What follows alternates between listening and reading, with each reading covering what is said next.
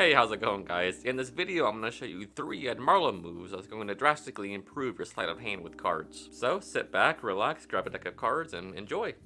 Alright, so this first one is a variation of his convincing control. What it looks like is this. A card is selected, in this case we'll use the 5 of hearts, just put it back in the spread, tap all the way in, and it's controlled to the bottom.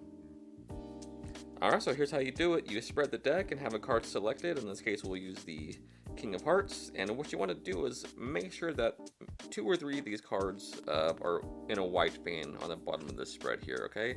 So what you're going to do is turn it over and insert it into the fan, but on top of this last card here. So just like this. And what's going to happen is that card rides all the way out, and it's just on the bottom of this fan.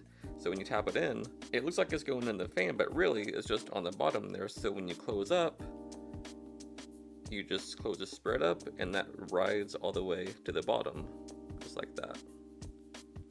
Alright, so a little bit more detail on that. You have the card selected, 9 of clubs, turn it down and insert it into the fan above that bottom card there. So it looks like it's going in, but really it goes past that card. You'll hear that click, you'll feel it too. And you hold it there with your finger. As you start to tap it in, it just goes on the bottom of this packet, and it's just loose there. And then when you close it up, it just rides all the way down to the bottom like that, sort of like a coal. All right, so at full speed, 10 of clubs, it goes in, tap all the way in, and it's on the bottom. Alright, so this next one is called the misdirection palm. Here's what it looks like. So this card is selected. In this case, we'll use the 5 of spades, and it gets lost back somewhere in the deck, right about there. And it can be cleanly pushed in all the way, and just like that, it's in the palm.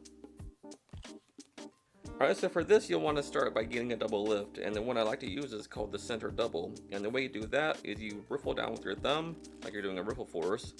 But you want to stop somewhere in the middle and then pinch the upper portion of the pack in the corner like this, and then let 2 cards riffle off the thumb, letting them hit your index finger on the tip of it like this, boom, boom. And then at this point you sort of relax, and then you strip that card out, letting it rotate around your ring finger there just like this. And then at this point you take your ring finger on this hand and then use it to push it out like this as you turn your hand palm down. Grab the card, snapping it off of the cards, and then turn it down. Juan Tamariz has a great subtlety. When he turns it over, he pushes the top card of the double forward like this. That way it looks like it's just one card. So from this side, it looks really good. Once you're here, you sort of pop the card off with your thumb like this. That way you can spread the cards and put it in the middle, just like this. Now as you're closing, you want to keep the cards in a slightly spread condition like this. That way you can come over with your hand and you have an excuse to sort of square the cards up. As you're squaring the cards and pushing in the X card, that's when the palm takes place. So on this side, you sort of push that top card over, and this hand covers everything. You push that card over and that just pops right into palm, like that. And as you're coming over to push the card in, it's perfect misdirection, hence the name for the palm. So you're here and you curl that index finger in, and everything looks normal.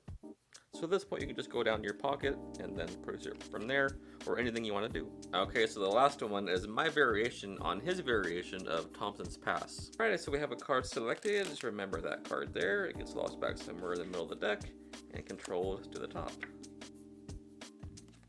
Alright, so this one is a little bit angle sensitive. What you want to do with the hand holding the deck, aim it towards the spectators or the camera, okay? So you have a card selected by dribbling the cards, and you show it like this. And then as you come back to apparently put the cards back on top, what's going to happen is you sort of in-jog it like this. But they don't see that because of that wrist turning action. So once you're here, once you turn that wrist, that's when you start to in-jog the card. But that in-jog is hidden due to the fact that you're turning the wrist. When you go to apparently place the cards back on top, what's really happening is that the packet is going under the card because that in-jog, it makes it really easy. An exposed view would be this. That just slides right on top. So once you have it about here, that's when you come down and start squaring the cards up like this. And the card is on top. Alright, so one more time, fully exposed. The card is selected via the dribble. Show the card like this. As you turn the wrist and jog the card, as this packet comes back, that contacts the bottom of the card. With your thumb, slide it on top, and then square the cards up. These moves will take a little bit of practice, but with a little patience, I know you can do them. And until I see you again, happy practicing. I love you guys.